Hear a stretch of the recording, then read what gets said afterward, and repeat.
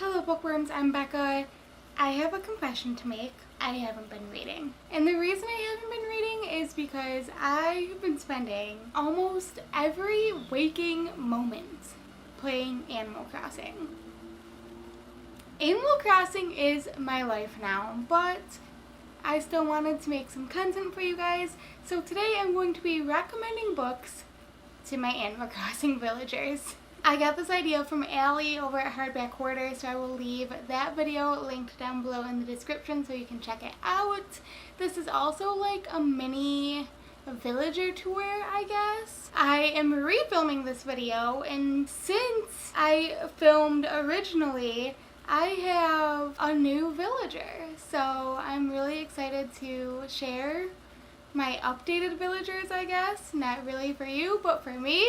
So let's jump into it. So in Animal Crossing, you can have up to 10 villagers. I have all 10. You start out with 2 random villagers, but both of my original villagers have moved out.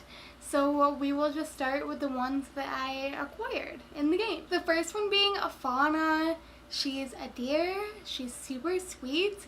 She can often be seen watering my flowers or just being really adorable, and I love her. She makes me smile, and for some reason she gives me some serious queer lit vibes. I don't know why, but she does.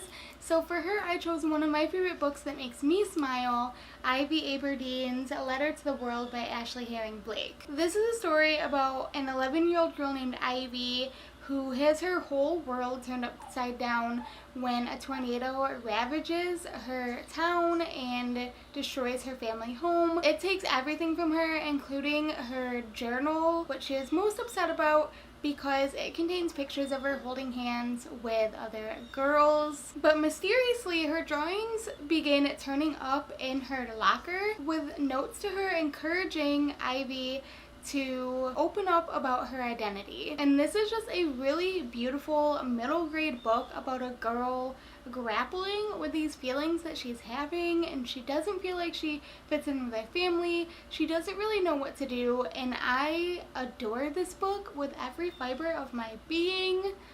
I will never not recommend this book, okay? Next up is my boy Eric, basically the male version of Fauna. He's a deer. He's super cute, he's a lazy villager, and he also can often be seen watering all my flowers. I'm obsessed with him, and he's always talking about food. So because he's a lazy villager, I don't think that he would sit for like a full-length book. So he gave me some graphic novel vibes, and I think I have the perfect one for him. I think he would really enjoy Check Please by Ngozi Ukazu. This is a graphic novel, and it follows a boy named Eric, his nickname is Biddy, as he joins his university's men's hockey team. And Biddy loves baking. He's always baking pies. I think that Eric would love this, not only because the main character's name is also Eric, so I think he would get a kick out of that, but since Biddy is always baking, it would make Eric hungry, and he would be obsessed with it. I do have another one for Eric as well, another graphic novel, because he is a deer and he is very woodsy. He's wearing a nice autumnal sweater a lot of the time. I chose another autumn graphic novel that I think he might enjoy, and it is Pumpkinheads by Rainbow Rowell. This book is short and sweet, just like Eric, and it takes place at a pumpkin patch. It follows 2 friends, Josie and Deja, who have worked at this pumpkin patch together every fall their entire high school career, but they're seniors this year, and they know that could be their last Halloween season working at the pumpkin patch, and they are just trying to make it. Takes place over the course of their last shift at the pumpkin patch, where they're trying to pack in as much fun as they possibly can, and where there's a pumpkin patch carnival type thing, there's different types of food. So I think that Eric would really love both of these graphic novels because they're short, sweet, have lots of pictures that he can look at, and they both have an element of food, which will keep him entertained. Next up, we have my girl Patty. She's a cow. Her personality is peppy, which means that she always talks about wanting to be a superstar, but she's not stuck up like other peppy characters are, which I find really interesting. The one thing about Patty though is that I recently discovered that she has a bit of a nerdy side, which makes me love her even more. I recently had a conversation with her and another villager where she was telling the other villager about this TV show, this like sci-fi TV show and convention that she went to based on the TV show, and then she told the other villager that the TV show is actually based on a book. So how could I not be a fan of this book to TV show adaptation? And now I feel like I have bonded a lot with Patty, so I think I have the perfect book for her. I chose Geekerello by Ashley Poston. This book takes place at a convention for a sci-fi show fandom, so I think that Patty would really love that. It's a Cinderella retelling.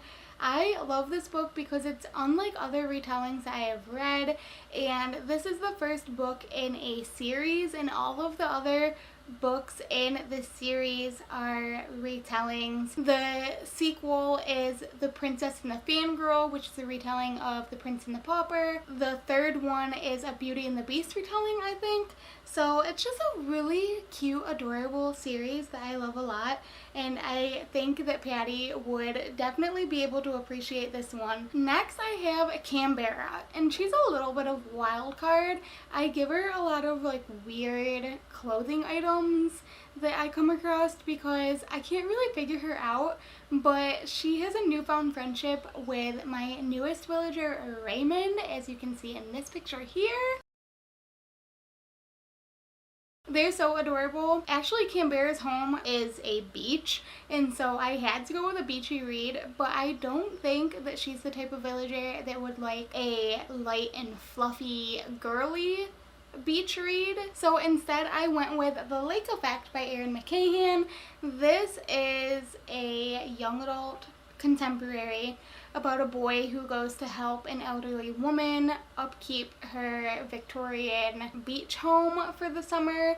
It's hilarious, and it's actually based on beaches in my home state of Michigan, which I loved reading all about the beach towns because that's where I spend my summers, except probably not this summer.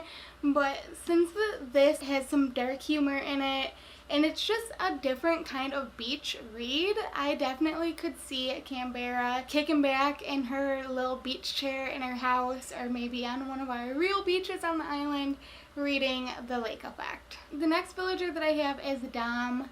I love him. He's like 10 out of 10. The best villager to grace my island. He is so sweet. He's a Jack villager. He's always wanting the other villagers to work out with him, but he's really nice about it too. Like, he's not really stuck up. He's definitely not a bro. He had a cute conversation with Fauna the other day saying that if she works on her arm muscles, then she would be able to carry more books, and it was the sweetest conversation that I've ever eavesdropped on. So for Dom, I didn't really know what book to choose, so I chose an author instead, and I think that Dom might really be able to appreciate the older John Green books. Maybe not Looking for Alaska, but definitely Paper Towns. The cover of Paper Towns is really bright and colorful, which I think would draw Dom to it, and he would probably get a kick out of the road trip element of it. I love Paper Towns. Paper Towns and Looking for Alaska are my two favorite John Green books, and I just think that Dom would really enjoy them too. Next up, I have Frank, and he is not my fan today. He was pushing me all over the island earlier today. Not a fan. I don't really know about Frank because he is a cranky villager, but he acts more smug than cranky. He has a house that is a gym, but he doesn't work out. I think he's just trying to be too many things, and his goal apparently is to be a teacher. So I kind of just picture Frank as like this smug English teacher that thought he was better than everyone, basically, and would 100% read Catcher in the Rye. I think that he would read Catcher in the Rye just to say that he read it. Honest. He would be that teacher, if you know what I'm saying. Next, I have Vic. He is a Viking bull, and his house is a pirate ship. He kind of keeps to himself.